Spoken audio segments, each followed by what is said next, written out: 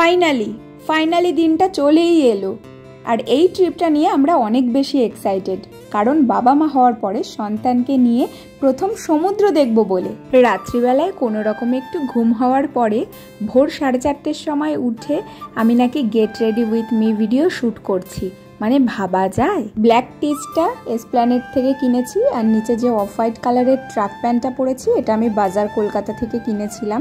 এই ধরনের প্যান্ট পরে ট্রাভেল করতে খুবই সুবিধা হয়। বর্তমানের আমার প্রিয় একটা হেয়ার স্টাইল, ওই আর কি, কোনো অপশান নেই, একটা টিক্কি বেঁধে নিই। মা হওয়ার বিরাট বড় সাইড এফেক্ট হচ্ছে হেয়ার ফলস, আর হেয়ার ফলসের কারণে আমার ফোরহেড আরও বেশি চওড়া হয়ে গেছে, সামনে টাক বেরিয়ে গেছে। তারপরে আমাকে এই হেয়ার স্টাইলটাই করতে হবে। মেকআপ আর কি করব, ওই তো একটা টোনার অ্যাপ্লাই করেছি, এরপরে বায়োটিকের একটা সানস্ক্রিন অ্যাপ্লাই করে নিচ্ছি। এরপর সানস্ক্রিনটা যাতে গলে গলে না পড়ে যায় তার জন্য একটা কম্প্যাক্ট পাউডারের সাহায্যে সেট করে নিলাম। যত দিন যাচ্ছে জানো তো নিউড লিপস্টিক পরতে বেশি ভালো লাগছে, তাই এখানে একটা নিউড লিপস্টিক অ্যাপ্লাই করে নিলাম।